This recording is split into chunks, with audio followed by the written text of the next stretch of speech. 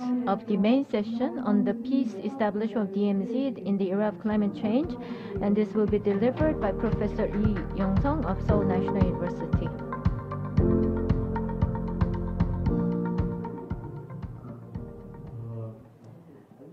Well, thank you for giving me this opportunity. We really had a very fruitful discussion in our session, and if I may summarize, I think the basic framework is that in terms of seriousness of the climate change, everyone agreed that we need to be aware of the importance, and with the specific numbers and data, we get to know more about the risks involved, especially linking with the DMZ and the climate change, not only in terms of environmental preservation, but the lives of the people living there, daily lives, economy, and from a bigger picture, industry, linking up to national competitive, such a strategic approach would also be needed. So we also discussed about that too. And this discussions to become more fleshed out, as was discussed in our next session, the legal framework or common water system or routes needs to be created. And when it comes to the nuclear issue, it's also another important theme that we need to tackle and overcome. So in the summary of my main session, what I would like to say is I was mentioned other sessions in terms of our perspective in seeing the inter-Korean relations. I hope the big transition change would be forthcoming. With that, I'd like to end my summary. Thank you, Professor Lee, for that summary. Thank you. And next, let me invite the summary of the session 1, which was about legal and system in DMZ. Professor Park Chung-won of Kookmin University will do the summary. Yes, at our session 1, we talked about DMZ related legal and systems. Overall, the DMZ's preservation, development, and usage. Of course, we need some legal framework that's needed. We talked about legal framework needed for that, and also we analyzed what details of those laws needs to be, and we also came up with some proposals. We had 3 presentations and 2 discussions, and in terms of peaceful usage of DMZ, domestic laws, international laws were analyzed, and we looked at where it clashes with each other, and we also talked about practical constraints and also expanding the base for cooperation with North Korea, and we need to prepare a sort of framework toward that end and being mindful of that. And key content of presentation included from Professor Han Monica in terms of the administration of DMZ, and she shared with us what the UNC regulations stand as of now, and in terms of South and North Korean cooperations, especially issues related to access control to DMZ. And as a way to improve the current situation, she proposed practical revisions of the UNC regulations, and also in revising the regulations in terms of procedures or practical participation, she emphasized it would be required. And secondly, from Professor Kim Gang-soo, for the peaceful cooperation in DMZ, he talked about the current legal structures that could be applied for that efforts, and also talked about positive change in the position of North Korea, and that environment laws, domestic laws were streamlined, and that they indicate they will be more active in international cooperation in the area of environmental protection. and he hoped that that could give us some momentum in creating a better base and framework for two Korea's cooperation. And toward that end, he said we need to propose legislation covering the DMZ. Of course, the legislation of the DMZ need to be more equal and set up efficiently so that it can be respected and be enforceable. And fourthly, we talked about Mr. Lee talked about the actual process of legislation, that it needs to be clear in terms of its vision and principles, and the necessity for registration. He talked about issues of tackling the opposing voices of these laws, and for the legislation to be ready, we need to act timely, and we also need review the side effects, implications in the area of securities, and that we need better security alternatives to make it practically possible. And also any clashes with existing laws needs to be ironed out, and any overlapping responsible R&Rs among ministries also needs to be streamlined. And that overcome negative opinions on DMZ would also be challenging. And despite such problems, legislation to turn DMZ into a peace zone would be very much necessary. That building legal framework toward that end and using DMZ beyond the military purposes needs to be done based on the right legislative framework. That was also discussed by and then we moved on to the discussions, and Dr. Liu said there are different laws governing DMZs, but it also had some lacking area, shortages, and constraints. So he explained to us about that. And depending on the unique characteristic of DMZ, participation and agreement from the North Korea would be very important. And then Director Kim, from the practical and political point of view, he discussed the fact that government's political objective to achieve that, we need to have the right laws soon as possible. And also he expressed his opinions how to achieve that. Now the climate change, which is an important issue, and to ease tension on Korean Peninsula, those and in our process to bring the peace, this DMZ into peace area, we need interministerial cooperation, and to gain momentum for development of the border regions around DMZ. He also emphasized the necessity for the laws to be enacted, and he also emphasized the importance of having legal framework for our future activities to turning the DMZ into a peace zone. And he also mentioned that this will be needed to take control of various negotiations with other countries and international community. And toward that end, having laws in place will be very much helpful. So issues related to DMZ, development of two Koreas and cooperation exchange between two Koreas, the practical issues that arise in the DMZ, to overcome and resolve them.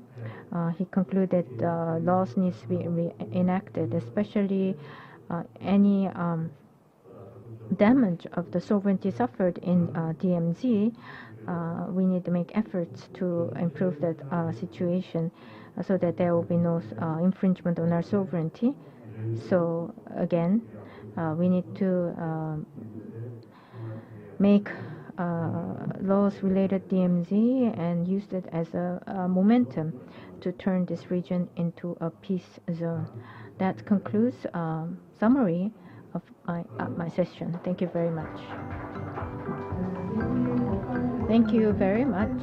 Now, thank you for that summary, Professor Park, Chong-won.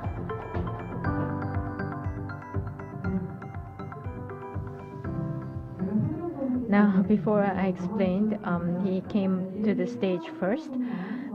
Now we have President Chung Sung-won of Korea DMZ Peace Life Valley, and he will summarize session 2, which focus on sustainable environmental and cultural cooperation in DMZ. Please welcome him with warm round of applause. And at our session, we had 4 presenters and 1 discussant. And let me just summarize in a high level. First, in terms of cooperation in the forestry area, I think the gist of presentation is that North Korea is making a lot of efforts, but it's very still not very productive. So we need to be more proactive in opening our doors, so that, I mean, you know, forestry is links to the living creatures, and for our survival, we need good forests and trees, and we are ready. We are trying to forestation of border regions, and we want to now cooperate with North Korea. And Dr. Cho Jang-mi said the climate crisis is one of the important crises, but this issue has become agenda lower than the political and military agenda, and that's not how it should be, because it's about life and death. So it needs to be top priority agenda item. So, you know, like in Glasgow, hope that President Moon would emphasize that fact. So he talked about the urgency of the issue, and Professor Chang Seok-won talked about the common riverbeds and river system management, that there is no organization overseeing such a common management in Korea, and that we need to, as soon as possible, establish such agency. And Director Kim Dang talked about with the actual example how to cultivate the cultural resources for the border area. And then Chairman Kim Yong-bin, who's a farmer in the border area, he talked about, like, on the north side they also have extreme socialism, and on the South Korea we have extreme capitalism. So we need to do some experiment that is in between. Even if it cannot be done right away, maybe just one region can be used for a test bed, for maybe starting with the public ownership concept of the land and properties. One thing I would like to add is that for sustainable environmental cultural cooperation in DMZ, I believe that yes, South and Korean cooperation is important, but we also need to take action by ourselves.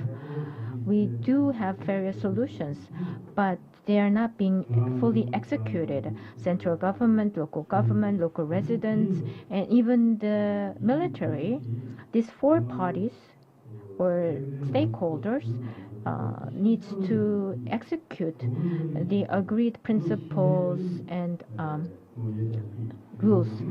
But with one-off investment and one-off interest, sustainable DMZ ecosystem can never be created.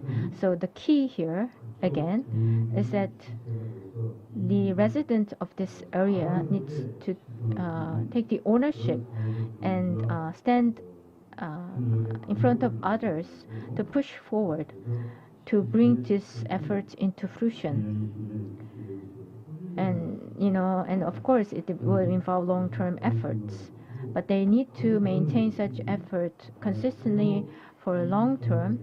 And if that efforts is communicated and learned by North Korea and emulated, then we could have the sustainable cooperation sooner than later. Thank you very much. Thank you very much. So he emphasized the importance of us being the first in taking action. And I hope that the viewers as well as the participant here would think about what kind of action I can take. Next, on session 3 about DMZ, the new perception approach in security communities ways, the summary will be delivered by co-representative Choi Sun-ho of Forum People for Earth. Yes, at our session, the other sessions talked about the current status of DMZ, but in our session, we focus on how to have a new approach and new perspective about DMZ. First, from Kyunghee University, Professor An Byung-jin talked about that currently the new Cold War between U.S. and China, how to approach the DMZ issue. So he focused on real politics, and he said we are facing new normal in three perspectives. And again, we are seeing new Cold War emerging between U.S. and China, and because of the nuclear issue, relationship with North Korea, and the pandemic and climate change, these new realities are all around us. So Professor An said that we need to go beyond just focusing on Korean Peninsula, that we need to think more internationally, participate in international discourse in saying this Korean Peninsula. So it's no longer just territory specific. In this border area, where the humans and animals are interacting more dynamically and multidimensionally with each other, so that we are faced with these changes and we should be aware of this. Secondly, we have Professor Kezia Barker from the London, and from talked about security and about the biological and ecosystem. So this has become very important political issue also. And he says that he talked about spatial issues, that the border area, which is blocking the threat from the outside, but we also need to see what is happening on the inside. And secondly, citizenship and democratic process of decision making, and also linking between the biosphere and biology and the people. So more about civic participation, solving various issues. And thirdly, it's not environment versus human. It's no longer dual perspective. It's where all the non-human and human interact, and we have a new hybrid ecosystem that needs to be created. And the third presenter is researcher Kim Jun-soo from KAIST, from geopolitical perspective. He looked at the DMZ and said that from all, we need to have more imagination in looking at the Earth as part of planet in the universe, and territoriality also needs to be considered. Territoriality, which was beyond the environment, is now being broken. That there are others, not only humans, involved in territoriality. All the living creatures are in there. So he did some analytical, shared with the analysis result about that. And Professor David Havlik from University of Colorado talked about Lockheed Martin's Arsenal area,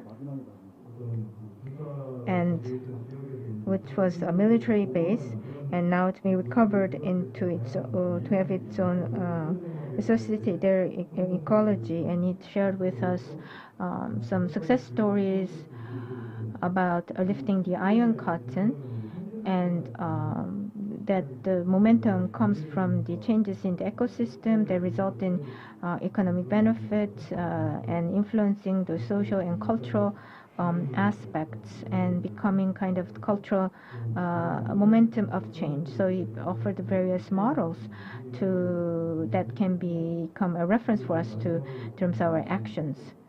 And lastly, within even in DMZ, it's not a multi-layered space, it's open space, and there is a flow within the space that there is already change happening in there, so we need to also have a diversity of perspective.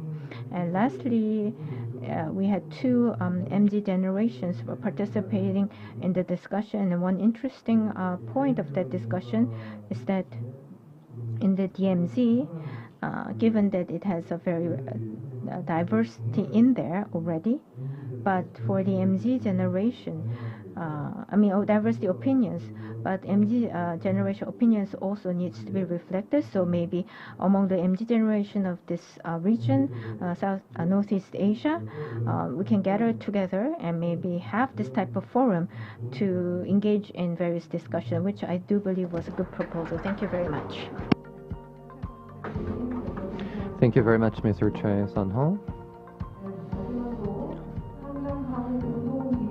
Last but not least, we're going to listen to the summary of the discussion on the joint use of the Han River estuary.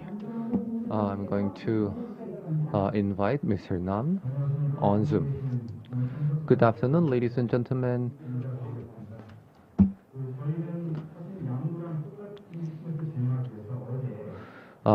Actually, yesterday we visited the Han River estuary. And what's the Yudo Island that was very close from South Korea, but part of North Korea. And we thought that a peaceful utilization of the Han River estuary will lead to benefits for both sides. So we talked about the natural environment, socio-economic environment, law, in other aspects were discussed and integrated into a booklet. And there was a commemorative seminar on the publishing of the booklet.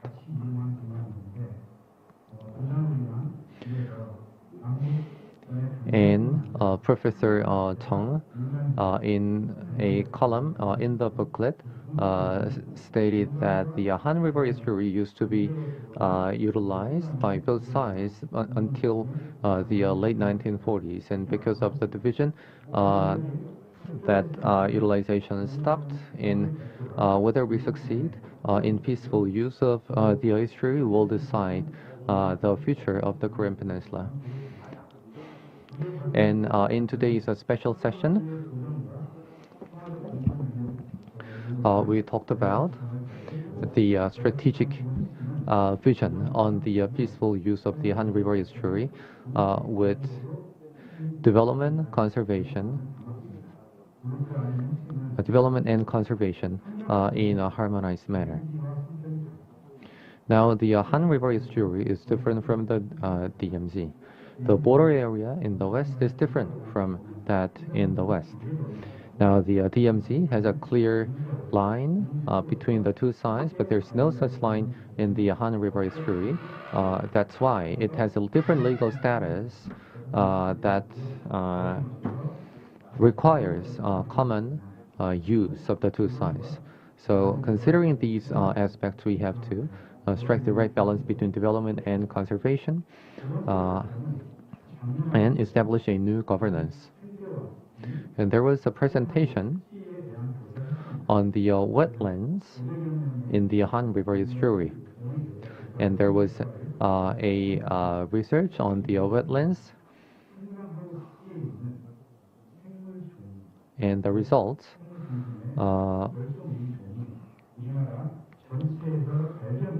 show that the endangered species in the Han River estuary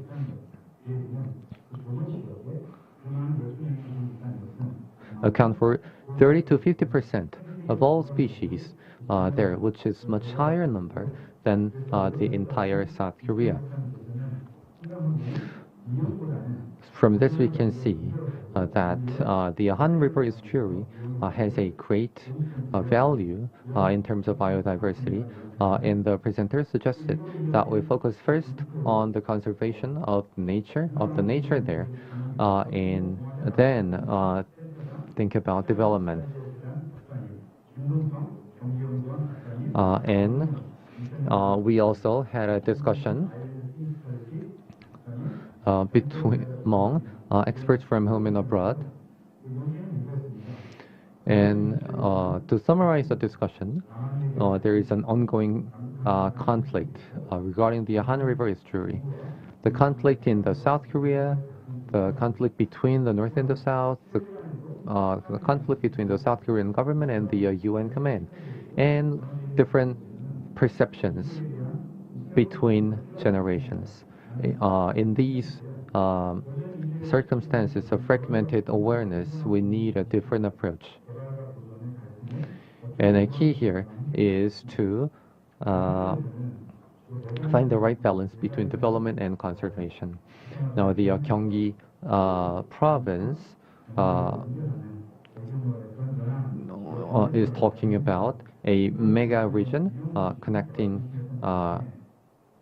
Haeju and Paju, and that's a more development oriented approach.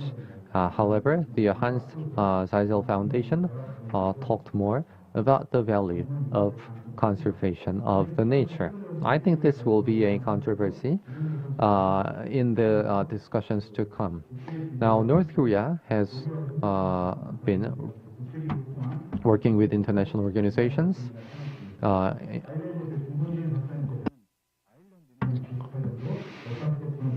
and there was a discussion regarding the Northern Ireland and the Belfast Accord.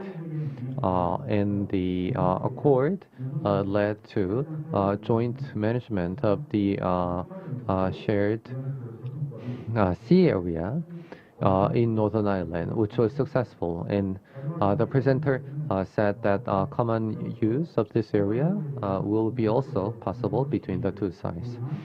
And there was the last presenter who talked about the need for new legislation to govern this area.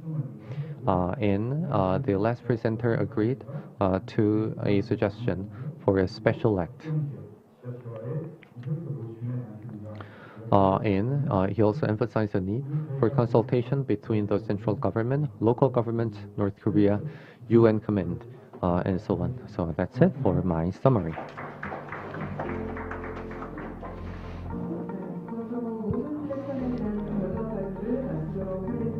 Thank you very much. That's it for the summary of the session discussion. We will now move on to the adoption of the Peace Declaration. I'd like to invite the representatives who will read out the declaration. Kim Kwang-il from the Ministry of Unification, Professor Lee Young-sung of Seoul National University, Park Jung-young of the Kookmin University, Chairman Chung Sung-han,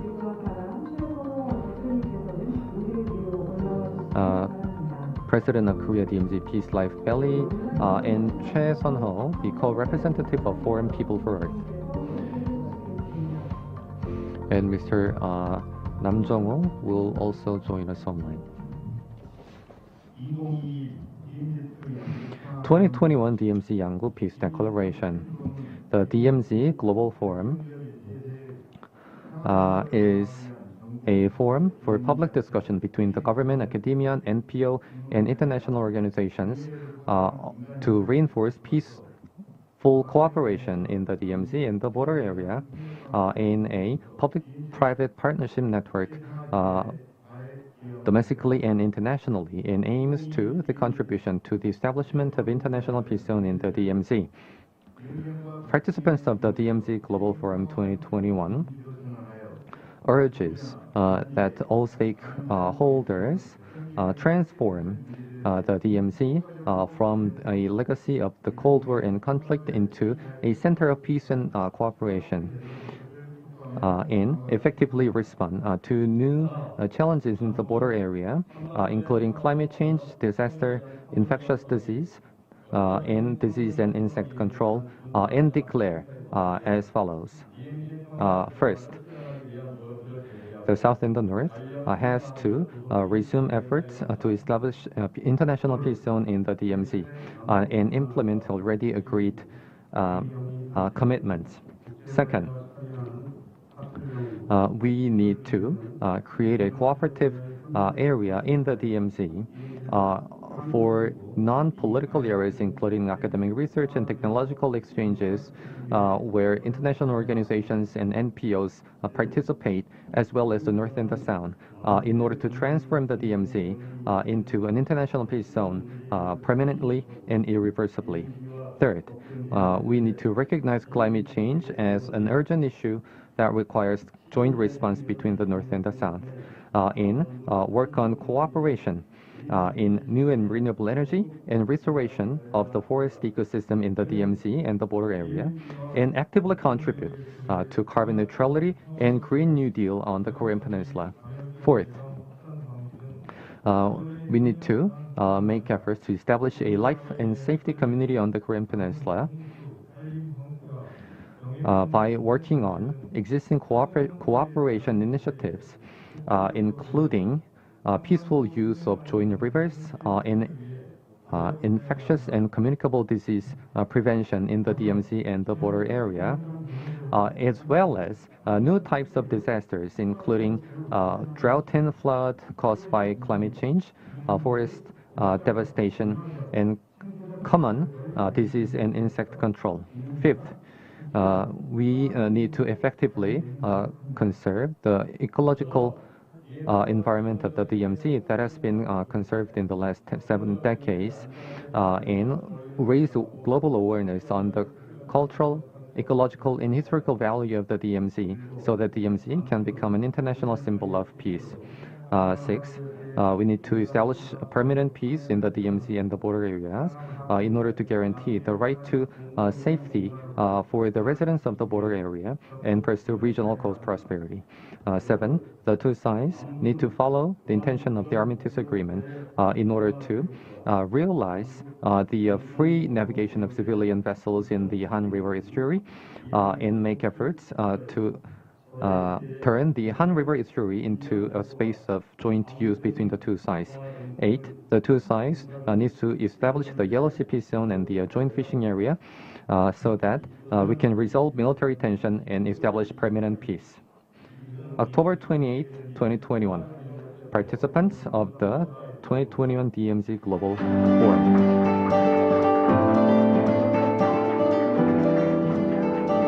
Thank you very much. Now the peace declaration is adopted.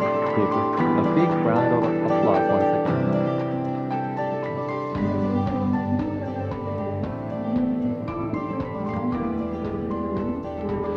This concludes the 4th DMZ Global Forum 2021, where we discuss various topics under the theme of inter-Korean cooperation in the DMZ in the era of climate change. I'd like to extend my gratitude to experts, actitudes, and viewers who have joined us both online and offline.